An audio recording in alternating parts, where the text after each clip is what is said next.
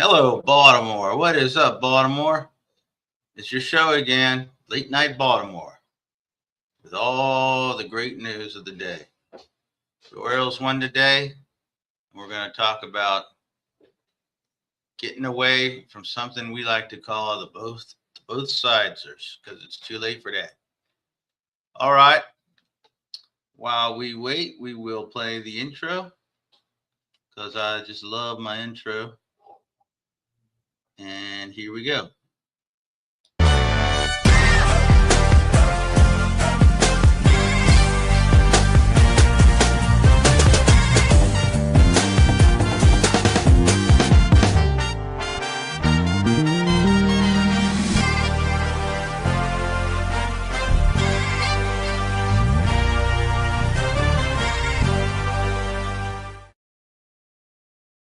Yeah, baby. How are y'all doing today?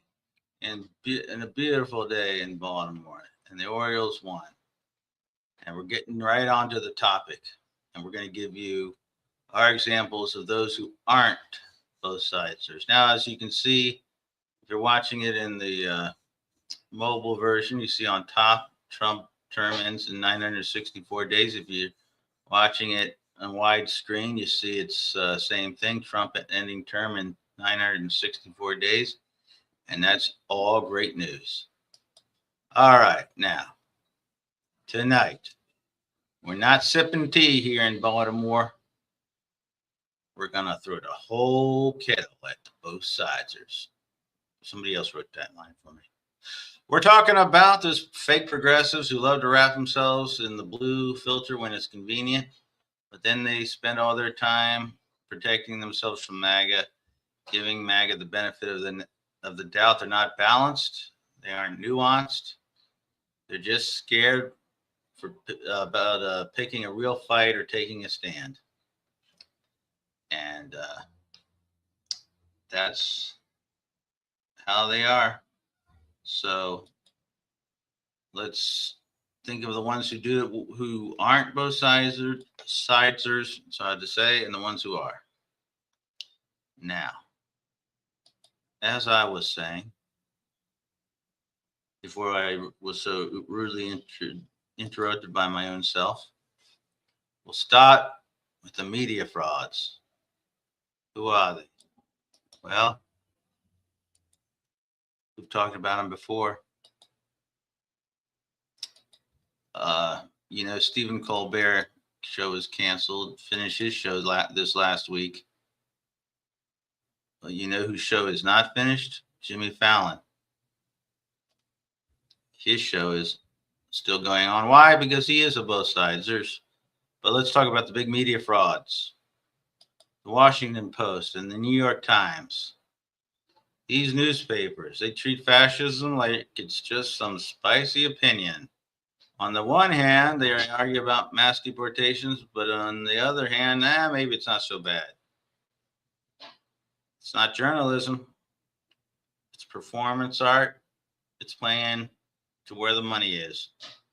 They're afraid of MAGA because MAGA controls everything. So they're trying to protect themselves.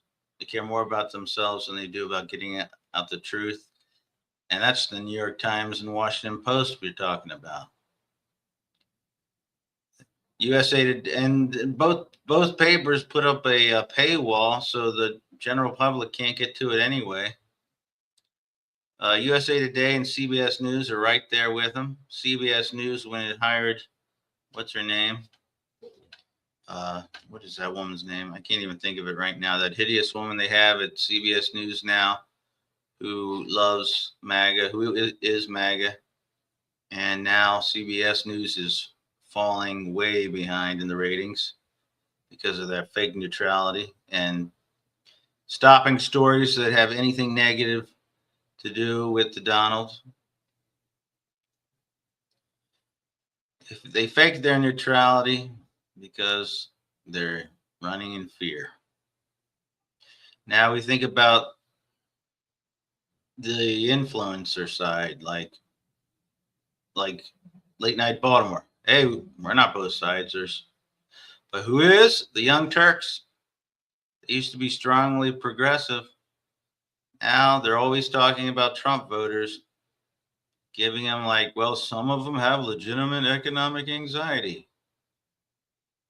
Man, they're voting to burn the whole country down and asking for marshmallows.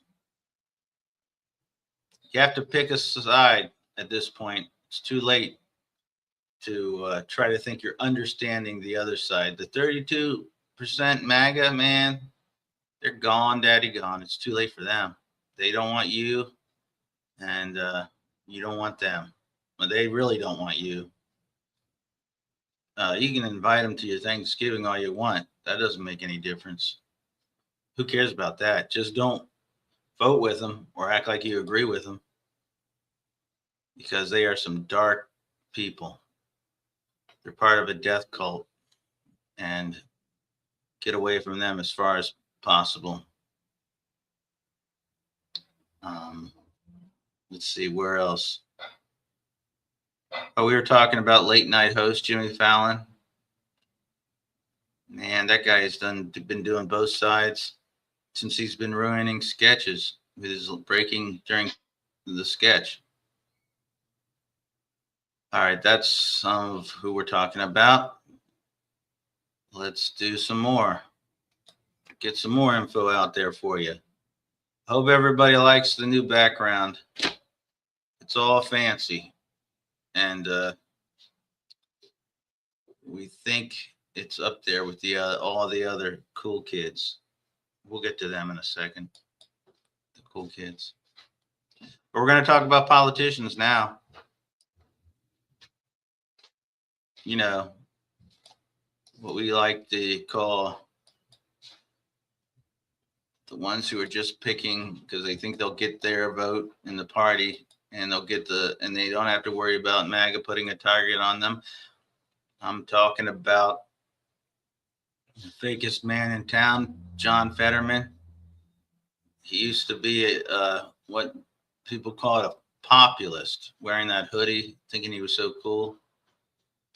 Now he's on Fox News more, trashing Democrats than he's doing anything else. He's pretending to be a Democrat, and he's using, but he's MAGA all the way. Now we think about the fence sitters in Congress, the ones who think what's going on in our country is a normal policy debate instead of the horrible authoritarian grab. The Democrats who keep showing up on right-wing media to tell them what they want to hear. Clout chasers with pensions, that's what we call them. But now let's talk about some of the good folk. And we're going to show clips of all of these people. Kyle Kalinske on Secular Talk. Entertaining, honest. You can depend on him, trustworthy. His wife, Crystal Ball, does a podcast herself. No filter, doesn't compromise himself, hasn't. Hal Sparks is another one. He does a lot of media beef stuff, but he's right there on the issues. Incredibly bright person, comedian. Also, great place to get your news. Jack, I don't know. No, he never says his last name. Cucchiarelli. Just a guy standing in front of a paneled wall with a fern, but he has clips, and he gets to the point. He speaks clearly. Young guy, entertaining, very well researched, smart.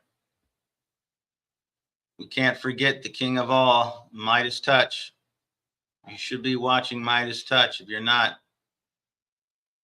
something's wrong with you. Midas Touch, the Midas Touch Network. They have a bunch of shows, and all their shows are outstanding. And we can't forget our boy, Adam Mockler. Guess what? This guy, he looks like he's 12 years old, but I'll tell you one thing. No MAGA wants to debate him on television. I can tell you that, unless they have editing, because he'll kick their ass. That's what we need. We need more people like that. That's the kind of people we're talking about.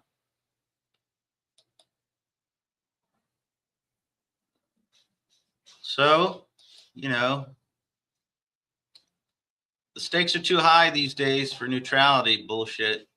If you're still both sides and your rights are getting taken away, rolled back, and MAGA is doing what it wants, exactly the way it wants, then you're not progressive. Get out of the way. Let the people who are really fighting for an honorable return to the American Democratic Republic dream that we want, Constitution, rule of law, equal protection under the law,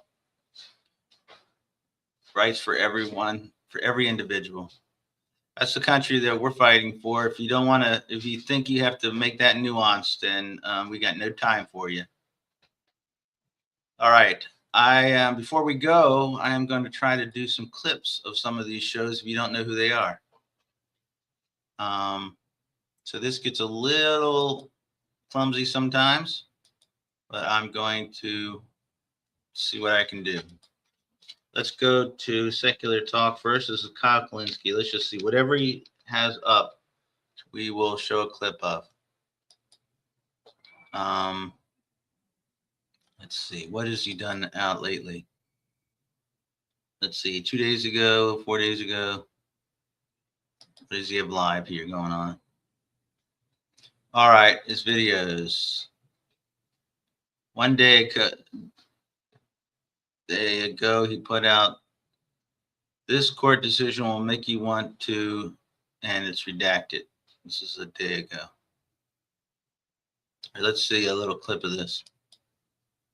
My wife stopped trusting me because I never do the things I say I'll do. She just doesn't. Hold on now, everybody. Share this damn screen. Where is it? Kitchen light has been out for 3 weeks. Kitchen light. My wife asked me to change it on day 1. She reminded me. All right, here you go. She stopped reminding and let's move on. I wanted to show you this, Crystal. This is incredible to me. In fact, I thought this was fake when I first saw it. Throw this up on screen here.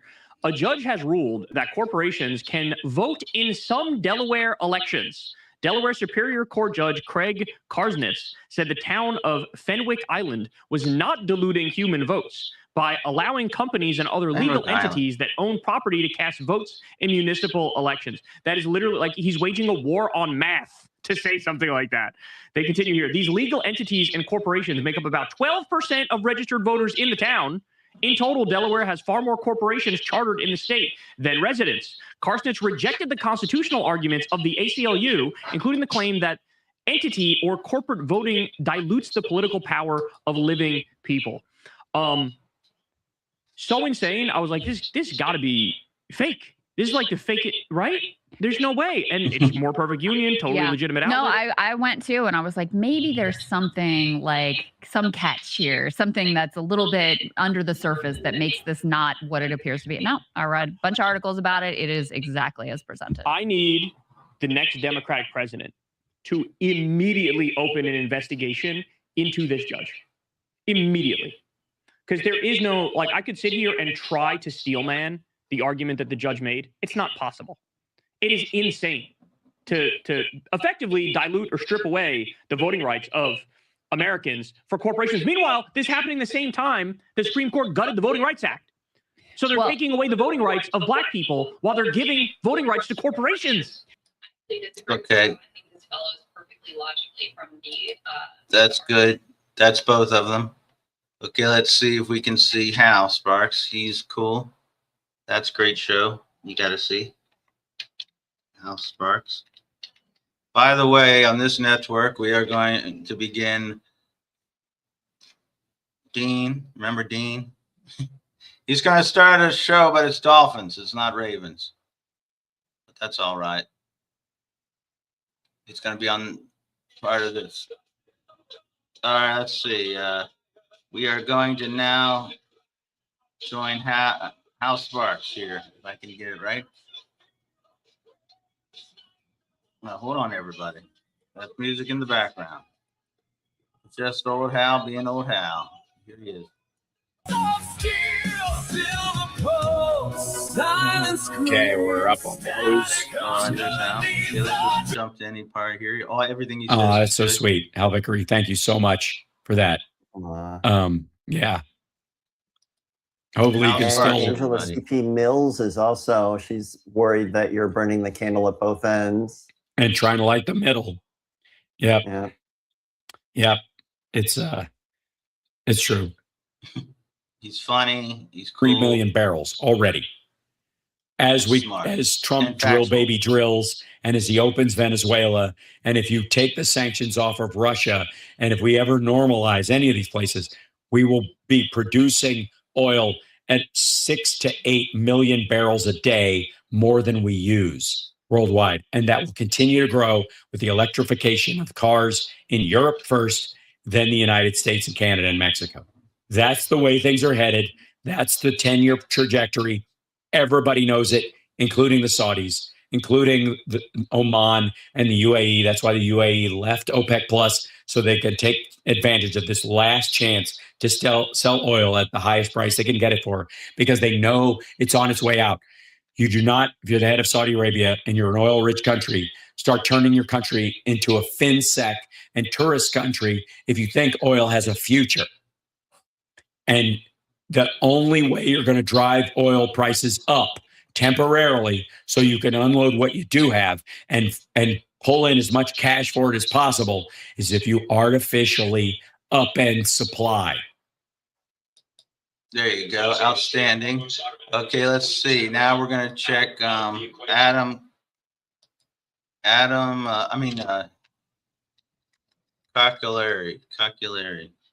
What's that fellow's name?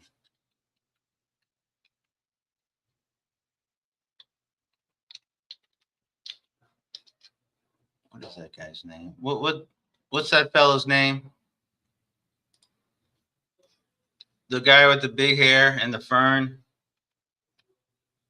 What's his first name?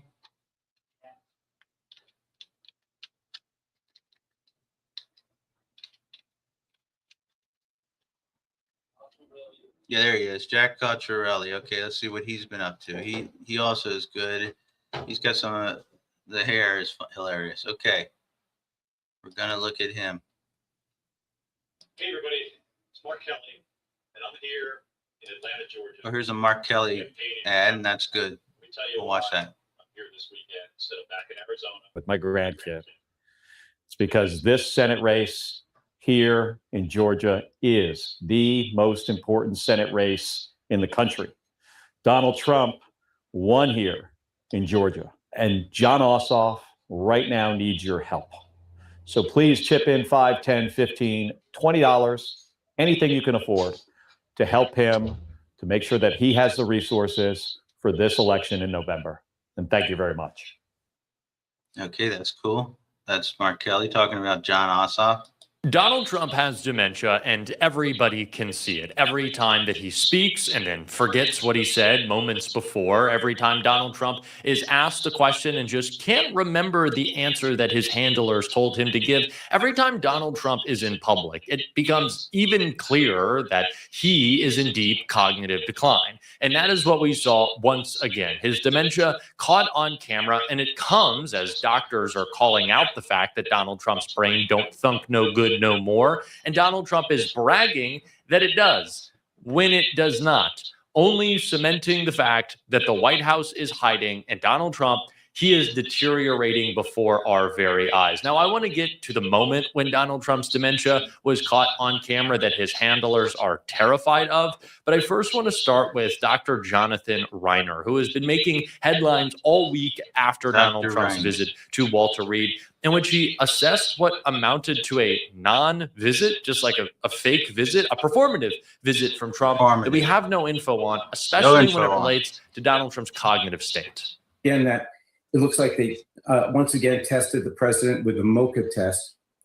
That's really not that useful when you take it over and over and over again, because the questions don't really change that much. This is the cognitive test that you're referring to? Yeah, the Montreal Cognitive Assessment Test. The Cognitive questions test. It begins with sort of connect the dots. They ask you to draw a clock at a certain time, They ask you to sketch a cube, copy a cube. They show you 3 animals. And they ask you to count backwards from 100 by 7. And then, the test ends essentially with asking you to name the day, date, month, and place. So it's not a difficult test. And once you've taken it now 4 times, it's probably not that difficult to pretty easily get through it. And we all know it shouldn't be hard to get through it anyway, because it's a dementia screening test, not an IQ test. Yeah, the president is one to regularly brag that he aces that test. So we see that he's taken it yet again in this latest physical. Donald Trump didn't get a real cognitive screening. That is what is clear. Anytime that they are doing scans for Donald Trump, at this point, I think it has become performative. And this is a kind of a theory that my friend Jennifer Welch had. I'm sure y'all are fans of the I've Had It podcast, but she said that Donald Trump probably online scrolling one night saw like a free IQ test. He clicked on it and he did horribly. And ever since then, he has been obsessed with having a high IQ. It's why he talks about Jasmine Crockett or AOC. It's mostly, women and women of color, people having low IQs, because Donald Trump himself actually does, and he's obsessed with that concept. And so he likes to frame these tests as IQ tests rather than tests of whether or not he should be able to drive and speak in public, which of course we know the answer to that is no. And it's why Donald Trump does big boasts, big brags like this in his Truth Social post, which funny enough came hours after the moment that he forgot his own presidency on camera. So Donald Trump took to Truth Social this morning at 5:35 a.m. in the wake of us all seeing his dementia on camera to write, "The results of my physical examination taken at Walter Reed Military Medical Center and just released were extremely good, the most extreme good. Unlike other U.S. presidents, none of whom have ever taken an approved high difficulty cognitive test, I scored a perfect 30 out of 30, considered extreme intelligence." Again, this is not an IQ test, not an aptitude test. It's a are you cognitively there test. They ask you the date. Are the Democrats really surprised? In fact, this is my 4th such test, all perfect, or 120 correct answers out of 120 correct questions asked. It is very rare that anyone gets a perfect score, especially when achieved 4 times in a row. Again, Donald Trump is taking the same exact test. All people running for president and vice president should be forced to take high difficulty cognitive tests. Congress and Democrats should demand it. President Donald J. Trump. Now, it's funny, Trump posted this in response to him, of course, forgetting everything and showing us his dementia on camera. But he doesn't remember that he previously said that Congress can't do it, that it's illegal to ask people to take cognitive tests, which that's just not the case. So that's another thing that he forgot. But I always try to make clear whenever this comes up, this is not a happy test. Again, it's not an IQ test to see how smart you are. This is a very sad test that you would give to a loved one if you were worried that maybe they need some support at home or be moved to a home, or maybe that there is something deeper wrong with them. Because again, dementia can develop early on in people. That's the type of test that Donald Trump is taking. It's not how jolly and great and really up for the job you are, which is why no one is surprised that he's bragging about it, because it's a lie. And that's the type of stuff he brags about. But when we're facing facts, when we're facing the truth, when we're facing video, just take a look at Donald Trump forgetting the statement that he made moments before in these 2 back-to-back clips. Their Navy is totally gone, 100%. Their Air Force is totally gone, 100%. Their military, we've sort of left it alone because we think that their military is somewhat moderate. They have other people that aren't moderate. We've taken them out. We've taken different forms of leadership out. We've actually left their military alone. People would be surprised to hear that, because mistakes have been made in wars where you wipe out everybody and then you have a country that's, for 40 years can never rebuild. You look at what happened with Iraq. We did so. Iran is in a very bad position. They have no military. All they have is good talk, and they have a fake press. The fake news is probably their biggest asset. And I put something out on Truth the other day that I think was very profound. It said that we wipe out their military, we wipe out their Navy, their Air Force, their anti-aircraft. We wipe a direct flip-flop from Donald Trump. All right, that was that. And now, just because we run out of too much time, because we want to show our boy Adam Mockler. Adam, I'm going to send him a razor when he needs to start shaving. This guy is the smartest kid in the school, but the coolest kid in the school. I love this kid. So far, let's see. What's his latest? Okay, videos. 59 minutes ago. Let's see what the old Adamster says. What? All right. All right, everybody ready? This is the British magnetic intervention. It snaps on the vaccine. Cables, yes. Remember. 10,000 milliamp hours and just. All right, here we go. All right, everybody. I just want to live in a normal country once again. Is that too much to ask for, just to have a normal country around me? As I make this video, the President of the United States is having a full-blown temper tantrum because his America 250 celebration is unraveling in front of his eyes due to his own actions. So one more time, I would like to have a normal country where the president is focused on healthcare rather than placing his name on every single building and coin that he can find. I want a normal country where American workers are prioritized rather than Donald Trump's ballroom being prioritized. I would rather these forever wars in the Middle East to stop so we can reallocate that money towards people who need it in America. I want a normal country, and every single time Donald Trump appears in front of a screen or a camera or on social media, he makes this country less normal. Exhibit A. Like, just look at this BS right here. Dion says, the world's largest Trump flag will look gorgeous against the blue reflecting pool background. It will be unfurled every single day for Trump's 250th birthday party in DC. First of all, they make it sound like Trump is 250 years old in this. But second of all, Trump's birthday is coinciding with the America 250 celebration. They're about 20 days apart, and he's intentionally trying to throw this massive celebration for himself while the American people are struggling. It's actually quite a picture to have in your head. It's like the bottom 95% of Americans are currently struggling, and our savings are being eaten up while debt increases, while prices increase, gas prices increase. And Trump is so laser focused on his ballroom, the reflecting pool in America 250, that the rest of America might as well be left behind. I mean, the guy literally admitted on the White House front lawn that he doesn't think about the pocketbooks of Americans. But check this out. This is them unraveling the Trump flag near the reflecting pool. You can see all the MAGA hats here.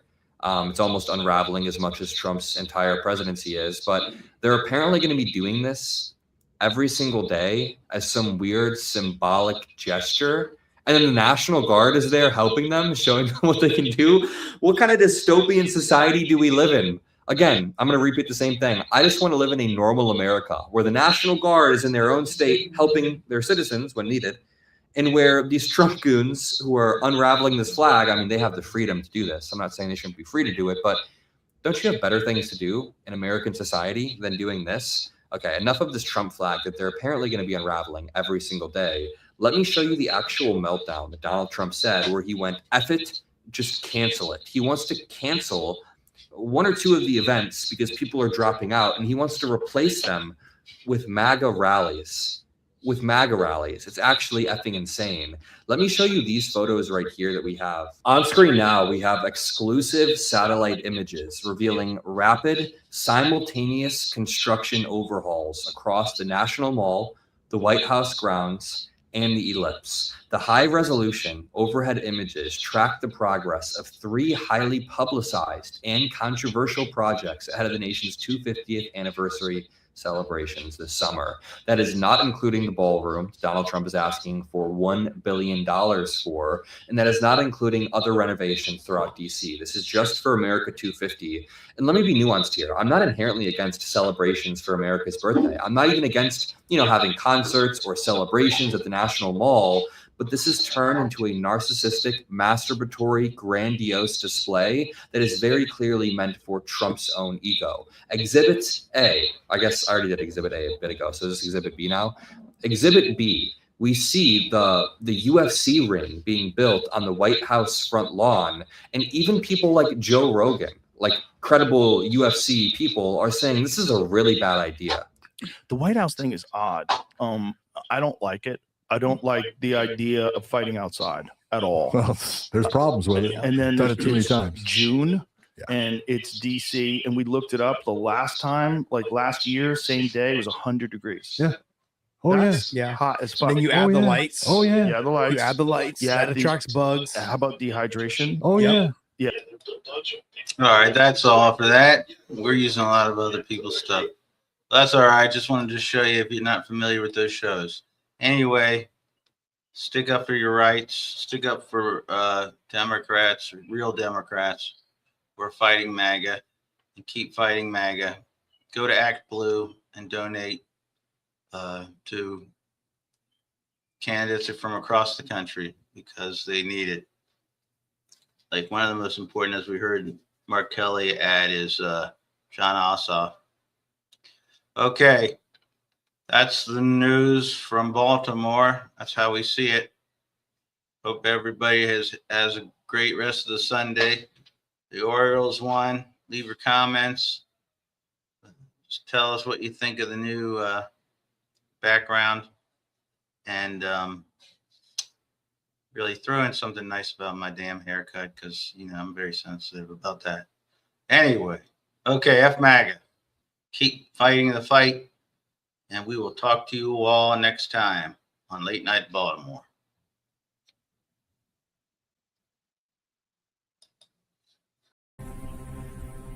Big Rooster.